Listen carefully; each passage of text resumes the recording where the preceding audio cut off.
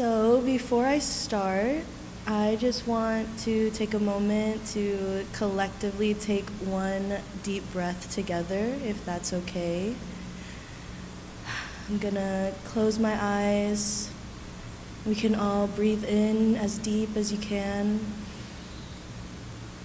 Hold it and breathe out.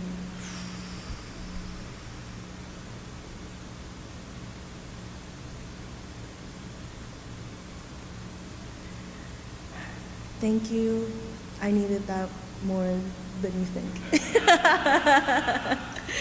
My name is Reia. As was mentioned before, I'm an artist in a lot of different ways. I am a permaculture designer and also the station manager at Ice House Radio. My work revolves around the earth and community, and I wanted to do this talk around my relationship with the planet, my own spiritual practice when it comes to my connection to the earth, and just how I view these things when I am designing in permaculture spaces. The title of my talk today is "The Earth is Our Home," and my descriptor is a talk on placemaking and communal green spaces informed by eco-psychology and eco-spirituality. I did write this, so I am going to read it, but I hope you guys feel some sort of grounding and presence in what I have to say.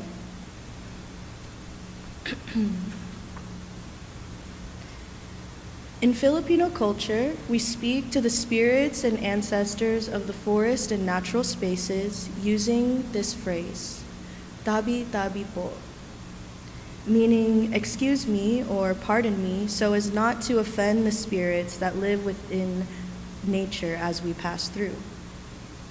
Some Filipinos believe that without this intention, the spirits of the forest may even cause harm, demanding a moment of respect and humility.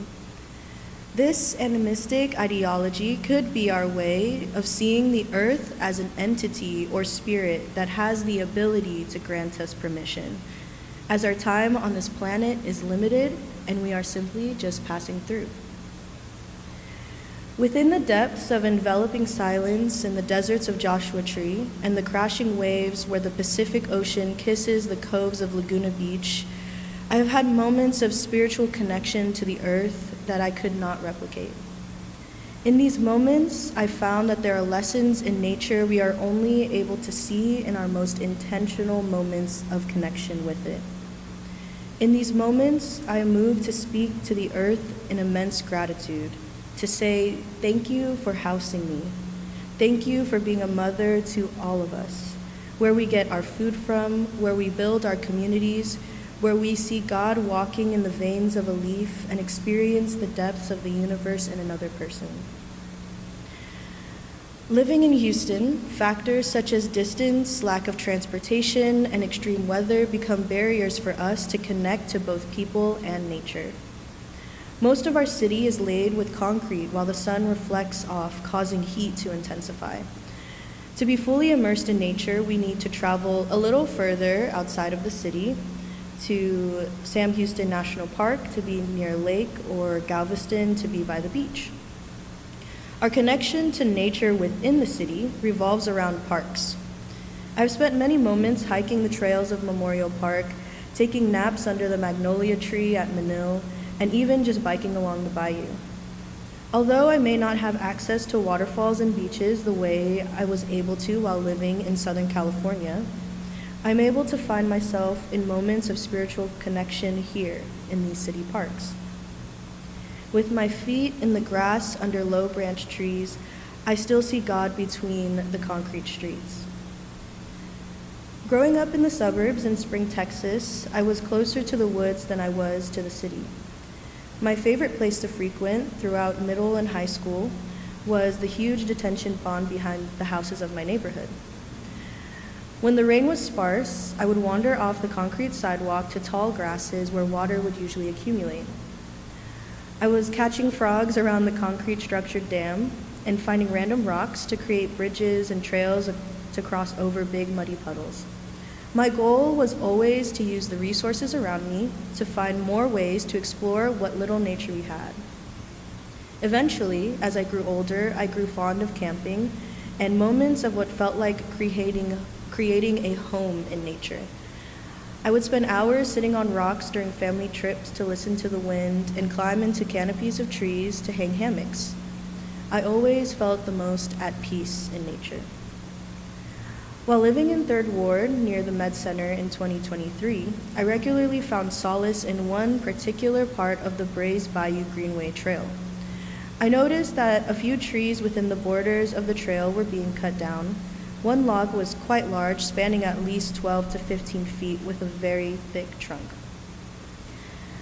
There's something about the organic shape of trees that feels so homey to me, so naturally, I spent many hours laying on this very big tree trunk, writing and reading while overlooking the bayou.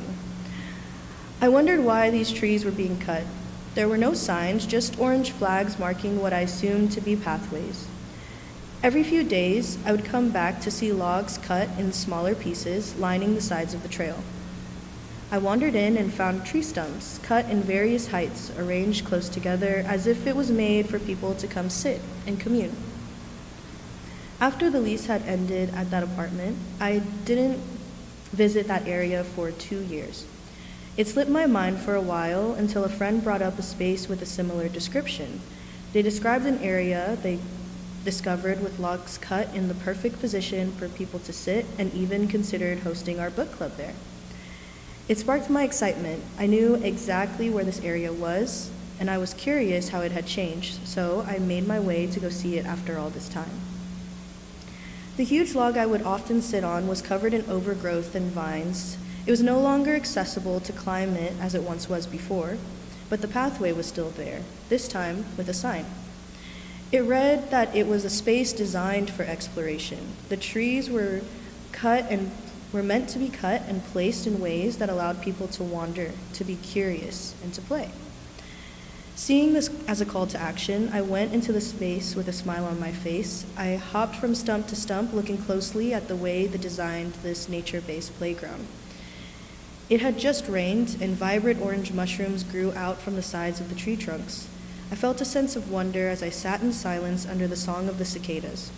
The same way I would use rocks to build bridges in detention ponds, they had created place while using materials they had, all fully made from logs from around the area. The design was in collaboration with the ecosystem around it, while also making space for people to come around and enjoy. I am a certified permaculture designer through the PDC program at Urban Harvest. Over the 2025-2026 school year, I went to classes on Sundays to learn about implementing native plants and spaces, community resilience, building with earth and materials, and exchanging energy through alternative currencies. This design practice was found by Bill Mollison, a biologist and lecturer, and his student, David Holmgren, in Tasmania, Australia. The word permaculture comes from permanent agriculture, which is the approach to land management and agriculture design in a way that allows the natural ecosystem to flourish. I want to address that I have realized permaculture is a modern and approachable way to understand how Indigenous people have lived and continue to live long before colonialism. It encourages moving away from the idea of individualism by creating space for community resilience, while also seeing the earth and other living things as a part of that community. Designing spaces that allow us to be in collaboration with the earth creates more abundance for the ecosystem around us, but also gives us the opportunity to ground ourselves mentally and spiritually within nature. Patterns in nature become patterns we see in ourselves.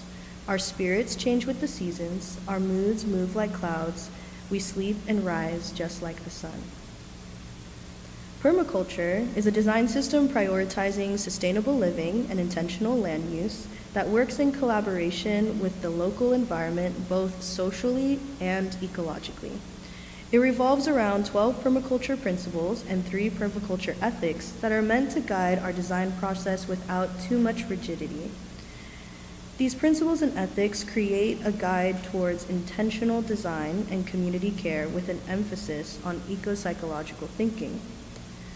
The 3 ethics that permaculture design practices revolve around are earth care, people care, and fair share. And these are the descriptions of each according to Bill Mollison. So, earth care.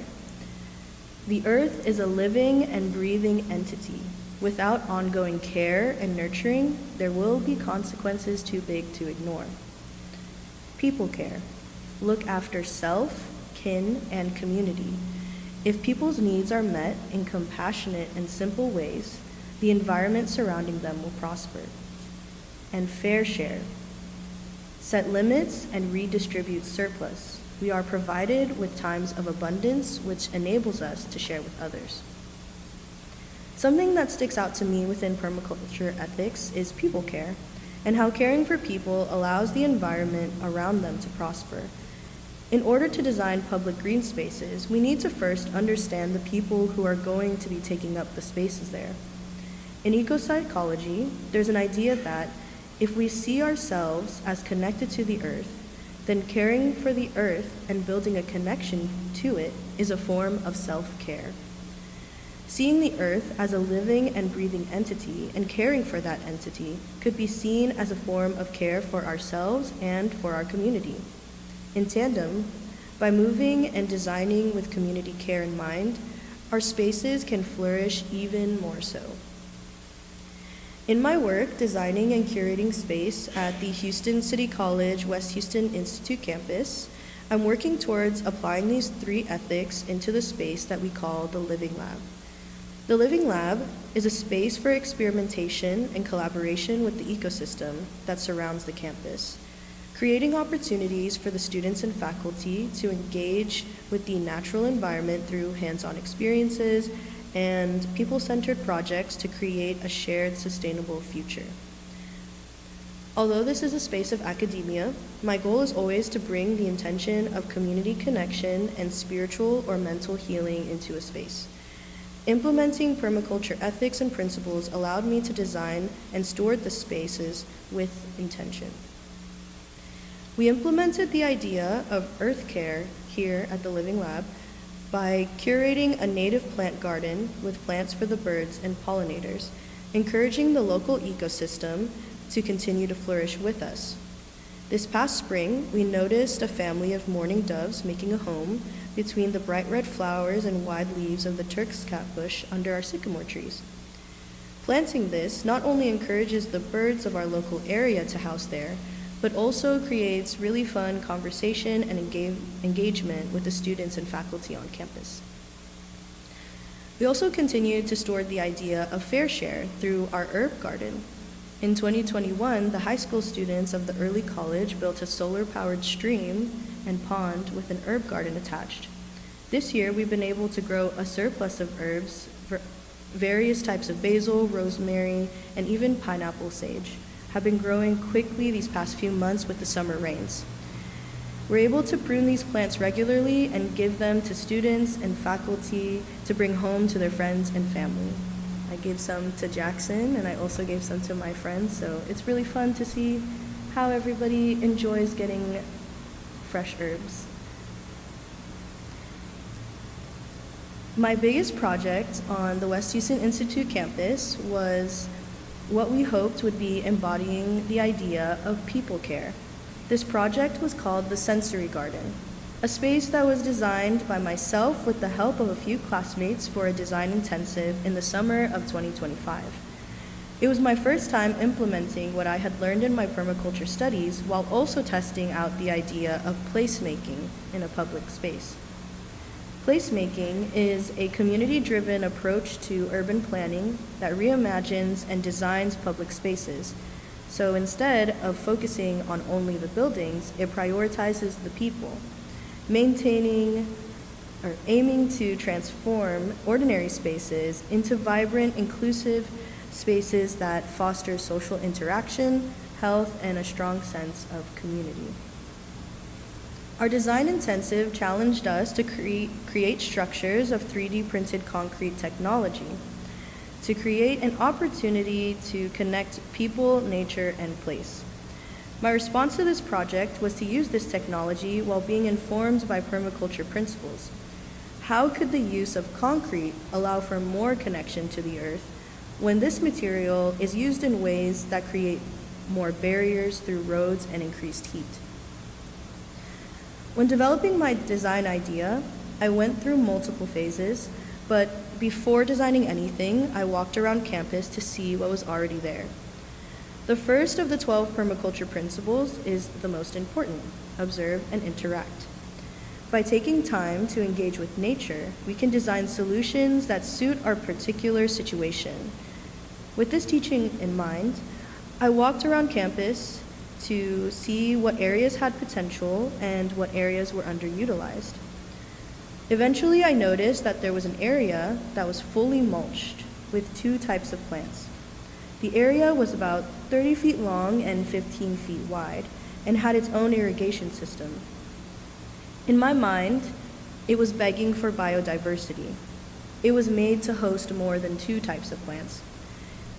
It was long enough to walk through, and it felt as though it could be used as much more than just decor. When thinking about people care, I needed to remind myself of who would be my main audience. As a student and work study at the community college campus, I knew the people who would frequently be in this space. Students and faculty moving quickly from class and work, worrying about deadlines, assignments, and other stressors. How could I design the space to be helpful to the people of this community? My personal and spiritual connection to nature showed me this. The goal would be to design a place for people of the campus to slow down and to ground back into their senses, even if it was just for a moment. This is when I landed on the sensory garden. Sensory gardens are typically created for children. They're usually made for Montessori preschool or elementary school students, giving the young ones a chance to explore their senses through smell, touch, or taste with different herbs and plants. I felt this childlike wonder did not have to cap at a certain age. If children are able to ground through their senses, adults could possibly benefit from it as well. I became inspired by my connection to nature, the ability to wander, observe, and be present in city parks.